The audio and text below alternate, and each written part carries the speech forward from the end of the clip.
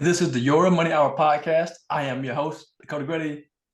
Welcome to the show, everybody. No matter where you are, thank you for joining us. So, if you're struggling with your finances and you just got a refund and you broke, and I'm like, why are you broke? Were you depending on the refund to pay your bills, get caught up? If you were, you didn't have a plan for your money. So, contact me today if you need a plan for your money so you can manage your coins and have peace of mind at dakotagritty.com. And if you're an entrepreneur or a nurse practitioner who owns her own practice and you need help with accounting taxes, contact me today at dakotagritty.com to get a consultation about knowing your numbers because you don't want to be in the dark about your finances for your business. So tonight I have Mr. Kevin Kersey. He is the podcast. He actually have a podcast called The Erban Topic. I got it right this time. So The Erban Topic, he's in Greenville, South Carolina area. He had me on the show about 2 weeks ago, I think. So I wanted to just have him on my show so we could talk about his podcast and him being a father and a dad as well. So Kevin, welcome to the show, brother. Hey, how's it going, Mr. Grady, man? I want to say, first of all, man, thank you so much for just allowing me to grace your platform and just express, the roles of entrepreneurship, just being a great man of God, a man of the Most High, a father, a husband, and just overall, man, completely a great person, man. You know what I mean? I really appreciate you for being on our Erban Topic podcast, episode 30, man. You really did an awesome job to close out our season 2. Season 3 is on the way, man. I hope you guys are ready because we are very excited. So Kevin, talk about the Erban Topic. Like, why did you start the podcast and why should people tune in?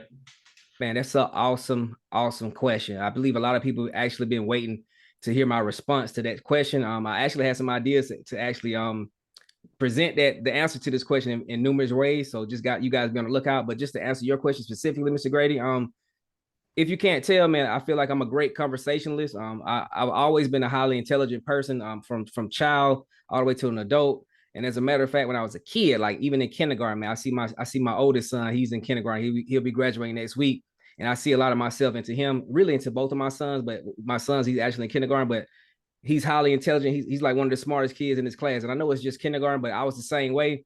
But I used to come home with all A's on my report card, but I always had an N for talking too much and conduct, man. You know what I mean? And so with that being said, I just feel like in the back of my mind, that always stuck with me, man. Like my dad and my mom, when I was growing up, used to get on to me a lot. Like, son, how you could be so smart, but still get in trouble for running your mouth? You know what I mean? So, I mean, it's just something that I can't control. You know what I mean? It's just a gift from the Most High. And I just want to say honored to say that what I do choose to run my mouth about is something that's meaningful, though. There's something that's purposeful and something that's actually here to, benefit others. All right, so talk about the Erban. It's an ERBAN. Why not URBAN? Talk about that.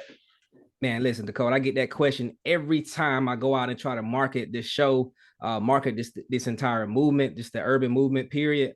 Like, I feel like coming from South Carolina, for one, where we're from in the upstate and just a very rural area of the country of the United States, South Carolina get looked down upon a lot. And, we always look down as one of the poorest states. The one is the lowest in employment, one of the lowest intellectual states, like our legible readings and so on and so forth, is just so low as compared to other states and other parts of the world that we really don't get enough respect to know, like, it's really smart people here, and everybody comes from some type of struggle, whether you like in a high class, middle class, or low class. Everybody goes through some sort of struggle or some sort of journey that we all can just relate to and try to understand whenever it's being told. And so that's why I want to name it urban. Like, everybody, like, whenever you hear the word urban with a U, it always has a derogatory connotation. And so I want to take a spin on it and make it positive, because everybody, in a sense, has some type of urban in them, from an aspect of they all have been through some type of struggle to get to where they're at.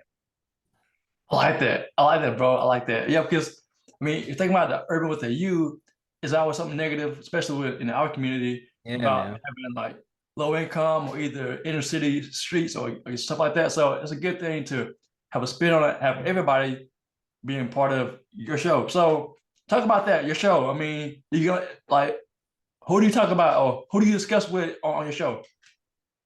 Well, first and foremost, man, I just really want to dive deep into the community and start off with people that I grew up with, that I may have been raised around, or who I may have looked up to at one point, who's actually, that's professionals in whatever line of business that they're doing, that's an entrepreneur, or someone that's like that holds great weight in the community. That can be a grandmother, that can be a grandfather, that can be an aunt that been on this earth for 50, 60, 70, 80 plus years, and just share their journey so we all can reflect and learn and just understand their experiences, so we can try to understand like why these people are the way that they are, why I'm the way that I am, and what I need to do in order to, to actually like ultimately get better or be better or just improve overall, man. Improve ourselves as a race, improve ourselves as a people outside of our race, and improve ourselves as a culture, man.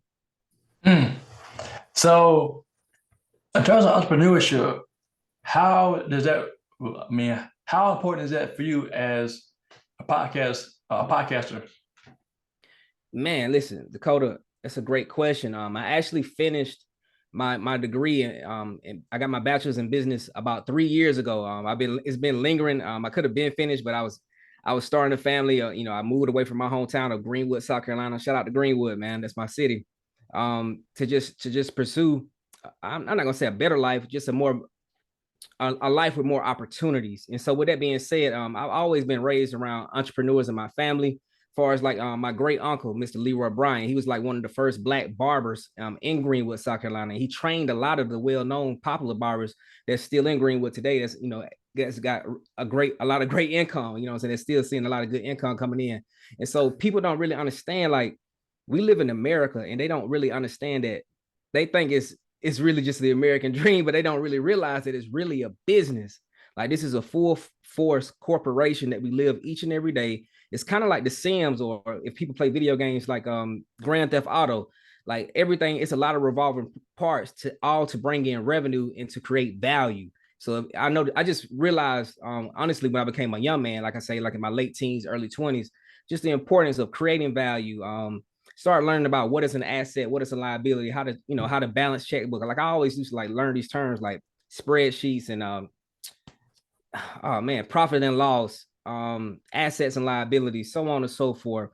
And just try to understand what that is. Like, that always interests me. And so I just want to, dive deep to people that I know personally to help share their journey on the show, so they help explain those terms and explain their experiences for other people who may know. Because I mean, it's real. I mean, no matter what you think about this world we live in, at the end of the day, it's a business. It is a business. So I feel like you need to carry yourself very business-like and very professional. I like that thought process though, because I never thought about life being a business, but you are adding value in all things you do, whether you're a husband or a wife, or you have a business, you're adding value to people in different areas. I mean, your children. So talk about value. I mean, how do you define the word value? Just one word. I mean, another word to define value, Dakota, is just, for one, worth. Like, what is something worth to you? And some things may have a monetary value. Some things may have a sentimental value. That doesn't take away the fact that it doesn't have value at all to you. You know what I'm saying? Like, I'm just trying to give a great example real quick. Like, something that's passed down from your family, whether it be like land, finances, or like property, or vehicles, quote unquote. You can't denote the type of value if something else that was passed down, as far as like a tradition or like a moral that we all live on and stand by. Like, both of those things holds weight. Like with the property and land, that can help you propel your life, your children's life forward. But also with the morals, that provides structure to that life that they're going to live, and how they're going to conduct themselves, and how they're going to think, and how they're going to choose to decide in the future when that same child. So value is just all about worth, man. It's just like, what is something worth to you? Like that. So in terms of your podcast, what has been one of the most interesting conversations you had or guests you had on your show? Honestly, man, that's a great question, Dakota. That's a great question, man. Honestly, I can't choose one, man. Like, it seems like when I first started, I kind of started from scratch. Like, I think it's time now. I got a camera, I got a mic, I got a whole room set aside in my house where I can just start shooting these conversations, shooting these interviews, and just broadcasting these conversations out loud, man. A lot of conversation that we like to have, like in the barbershop or at home, or out with your friends. Like, it's, something that's not mostly promoted or mostly heard about. I'm actually, doing it out live and broadcasting it. It just, each episode gets better and better. I can't even lie, man. Like, I wish I could pick just one. I would like to say, every person that I had the opportunity to collaborate with on our show, I'm very grateful. Like, each one of you guys holds so much value to our platform, and just to me personally, and to the show itself, and to our audience, man. I can't pick, Dakota. All of them good, man. All on I good. got you, got you. All on good, man. I'm serious, man. All right. So how do you, well, how do you balance being a father, well, a husband first, then a father of two sons, and then like, how important is it for you to instill, I guess, manhood into your sons? Okay, okay. That's a double decker question. Balancing just being an entrepreneur with a family in 2023 is easy, but it's rough. Like we have a lot of resources that like our previous forefathers and relatives may not have had to even learn and research or find out things to know how to move, how how you should move or how you need to move in order to bring in some type of income or make something valuable or make something worthy. Um, it's just tough, man. It's a juggling act. I can't lie. I'm not gonna sit and tell anybody a lie, man. Like that it's easy. It just you got to have a strong support system. Like that's why I'm so grateful to the Most High each and every day. I say it a lot. I even said on my show, like all praise to the Most High, because for one, I'm so grateful for my wife. I'm so grateful for my sons being there. You know what I mean? Because it takes time away from them whenever I'm editing these shows. Reaching out to new guests, new collaborators to try to get them on the show and share their journeys. It takes time away from myself, you know what I mean, to where I just want to sit down and read. Like I like to read, I like to watch good movies. Like I do own a media company, man, and so I'm working on like producing my own films and just I like to learn. Like I learn from watching and seeing it like firsthand, and so it's tough, man. I'm not gonna say a lot to you, man. It's rough, but without a great support system, man, I mean anything will be hard, and I'm just so grateful for mine. And then just important to just like being a man and showing those values around my children, especially when you're raising two sons. We all know how America is when it comes to black men. Like it's not a secret anymore. I don't think it ever really was a secret necessarily, but it's highly important. Like it's really valuable to show your sons or just your children like exactly who they are. Like I think that's one issue that we have as a black community specifically. I just want to talk about us for a quick second. Is that we don't even know it's like specifically where we honestly come from or like what heritage or true ethnicity that we really are. So I mean, in a sense, we kind of lost in a sense, and we trying to figure things out, which is which relates to our like how we always just trying to think of the correct word. I'm sorry. I say borrow other people's cultures or other people's ideas and try to make it our own. But I mean, it's tough doing it without having our own. Like if you look at any other ethnicity or any other heritage group in the country, man, like they know where they come from, they know their religion, they know their people, they know their morals, and they carry themselves and such. And so I feel like that's something that's very beneficial to other races and to other ethnicities that our people really don't have, truthfully. Mm, man. All right. So I started doing some genealogy on my family like years ago, and I stopped doing it because my focus is right now my business. But Yeah. eventually, I want to start doing that again because I'm light skinned, so I got some I guess Caucasian in me, somewhere down the line, but I don't know if it's on my mom's side, my dad's side. I want to say maybe my dad's side because it's Grady. Grady is like from O'Grady, which is like Irish, I believe. Yeah, yeah, Irish.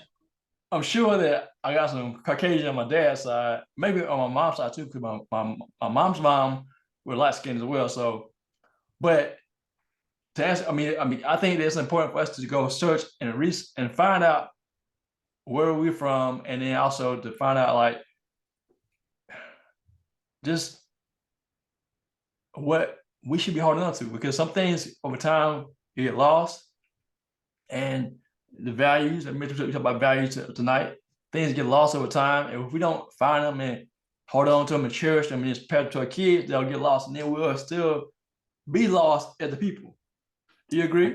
I completely agree, man. And it actually like it builds to a person's self-confidence to know where they come from and know who they are, and just like it's like one quick simple thing that you do before you even like trying to buy something from Ancestry or like another I guess DNA website that check your DNA, try to check your heritage, is you can just simply Google your last name, like my last name, Booker, like you just go to Google and type in your last name and then surname. And like I checked mine like years ago. And of course, like my people, I guess originally were owned or came from like Englishman, like from London. You know what I mean? So I know Grady does sound very Irish, and my name is English. Like it's like strictly English. And so you got to know where you come from. Like that's a part of you. Like it's very important. Like how do you know what to do with your life, or what you meant for, if you don't even know like who you are in a sense. And I feel like that's an issue that we really have more than any other issue that I feel like we have as a culture. Like that's one main issue that we really like. We don't even know like where we come from, like specifically. Yeah, and I mean, like my mom, now excuse me, my wife's side of the family, Yeah. like they're like big into finding out where they're from. Actually, I think they found out like they're from a part of like Nigeria, I believe. I'm like, Okay. man, I want to go and do that for myself so I can find out where I'm from again. But I'm attempting to focus on the one thing, not trying to do all these other things at once. But I know that that's important though, to find out heritage so I can know where I come from. You know what I'm saying? I know I came from God, but still, earthly, where are my roots? Where are my roots? Exactly. Exactly. So in terms of being a husband, what challenges do you and your wife have? I mean, for me, I'll tell you, be honest with you, one thing we struggle with is the finances because me, I'm a saver and wife a spender. So it's like, that causes a fight. It sounds like a wife. You sound like a real wife to me, man. Yeah, man. Yeah, I mean, so is there something else? Because I know that one thing that marriages causes a wedge between marriages is money. So I mean, in the Black community, like we want to talk about money. Do you and your wife talk about finances in your household? Yeah, man. Definitely. Like, it's a necessary conversation, man. I mean, it's a way of life now. I mean, you gotta have some sort of financial knowledge, or have some type a sense of knowing where you are financially in the household amongst your wife or your husband. Like, if you guys are partner in this thing that's called marriage, in this thing called life, like it's a necessary talk. And I mean, problems. I mean, we dated for about 9 to 10 years before we actually jumped the broom, so we knew each other very well. We had the opportunity to do that. I know a lot of people was against that type of thought or ideology, but we did do so, and it gave us the opportunity to really learn each other and see each other under different circumstances, and truly like. And then we left our city together. Like when we moved, we both moved out of Greenwood, South Carolina, at a young age. We was in our early 20s, and we moved to Greenville, a newer city, a little bit bigger city, and we actually had to fend for ourselves a good bit, man. We had family support still, but not as much as we would if we would still be back at home, though. We wasn't able to see or depend on someone each and every day for each and everything that we needed. So it forced us to actually like get along and learn each other, and know how to deal with one another, and know how to, like, I know when she's tired, and she know when I'm tired. She know when I need a break. I know when she need a break, and that's very important. And I mean, just as far as issues, I mean, nothing more than any other married couple. Just as far as like communication, still like we still, sometimes we still need to work on communicating better with each other, because we do have two small kids. Like, our kids are small, and when they're going on all the time, man, like we get wore out quick, man. You know what I mean? It's real easy to get worn out. And so, but other than that, man, truthfully, I actually thank the Most High each and every day. Like, I'm grateful for like the good times and the trials and the tribulations, because I know that, you know it's just prepping us for what's next. It's prepping us for our success. It's prepping us for both of our goals, what we really see ourselves as a couple, as partnership, as a married couple. You know what I mean? As husband and wife for our family. So that's a good question, man. That's a good question. Yes, sir. So, in our community, I mean, we see, oh, well, black men are incarcerated basically, and not really like married and everything. Or they got about 5 baby mamas, something like that. You know what I'm saying? Yeah. But how important is marriage to you and your spouse? Because I've been married for 15 years, and I told my wife, I said, divorce is not an option. I'll fight for my marriage before I let it go to the wayside. So, how important for you as a black man to be an example in your neighborhood? Because I mean, honestly, people, they look at us. I mean, like, I'm not bragging, but I look at my family and the dynamics. I'm like, man, we have to be the example. We have to be like Jesus, one, and two, be the married couple that stay together through thick and thin. So talk about that. Man, I'm gonna first off and just say, like, I'm not gonna tell you any lie, man. It's a lot of pressure, especially like what you just described, man. Like, me myself personally, I'm the oldest child in my immediate family out of my mother and father. I was grew up and raised with them, and they actually got married, I think, when I was 7, but then they ended up getting divorced when I was 15, 14 or 15. And so I seen a lot of it. Like, I seen, like, my parents had me when I was 20, when they were 20 years old. You know what I'm saying? So I seen them grow up.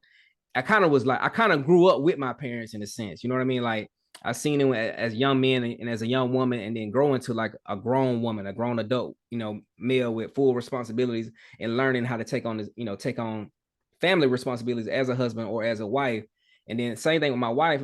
Same thing with my wife. Like her mom and her dad were like they didn't make it together. Like she has a stepfather, but she did have the opportunity to see her mom in a successful marriage and learn from that. But just as far as like her mom and her real father together, like she never seen that specifically. So it is important to both of us and for our families. And because like I'm the first one out of my family that's married, you know what I mean? That has children, that has a family, and it's just I just take great pride in it, to be completely honest, man. Like it's not even about what other people see far as an example. It's more so less like for my sons, because like I said, like my mother and father got married when I was young, but then they ended up getting divorced when I was like a teenager. And so I had to live through that experience and go through that experience, the ups and the downs. And that's something that I don't want on my own children. So even more than myself, like I don't want to allow, like me and my wife both, we don't want to allow our sons, to experience something like that, especially if we haven't dared our best or tried everything that we could, like what you started off the conversation with, Mr. Grady, as far as like you're gonna do your best to fight, you know what I mean? You're gonna give your all before you give up. And it's the same thing, man. It's just a sense of pride and self-dignity. Yes, sir. So real quick, back to business. In your business and your line of work as doing media, if someone wants to start a media company like you started yours, give us 2 tips that they need to 2 tips that they can apply today to start their media company. Okay, I'm gonna be completely honest. Media company, I got a lot of tips, man. But with a media company, you are going to need a budget, a serious budget, and you're gonna need some comparable equipment. I'm not gonna say you're gonna need the best. I'm not gonna say that you're gonna need, the top notch this or a $50,000 camera and $1,500 mic, so on and so forth. Like, but you're gonna need to do your research to get what fits your budget, but get something that's decent quality enough to portray whatever type of message through whatever medium that you're trying to do in media, whether it be books, whether it be magazines, whether it be like an online newsletter, whether it be like a blog site, whether it be a podcast, whether it be an actual movie or a show. You know what I mean? Make sure you have a comparable, not comfortable.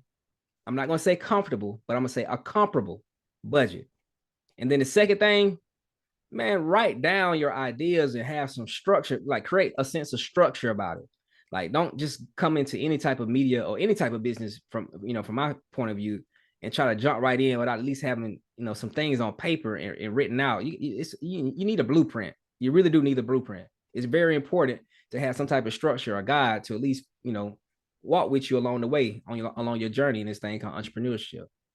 Yes, sir. So Kevin, thank you for your time. How can people find out about you, your show, the Erban Topic, and where can they find out about you on social media too?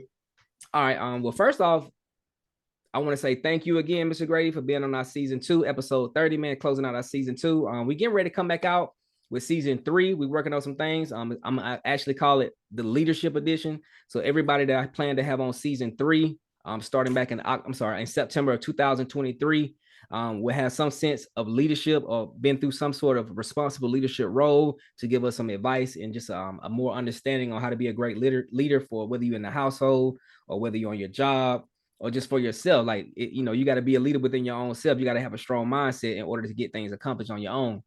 But they can find us on urbanmediagroup.com, which is www.urbanmediagroup.com. That's our website. We're on all platforms. We're on Spotify, Apple Podcasts, Google Casts. We're on Anchor. We're on YouTube. Please go to our YouTube and subscribe. We need all the support that we can. We've really been gaining a lot of traction. I really appreciate all the support. And we got a lot of things coming up. I'm really working on like 2 side episodes just for the summertime for June and July. I'm hoping to get a Juneteenth episode around the 2nd or 3rd week of June to help support and celebrate the holiday. So you guys be on the lookout for that, man. And Mr. Grady, I really appreciate you, man. I really appreciate your time. Yes, sir, Kevin. Thanks for your time. And this is the Your Money Hour Podcast.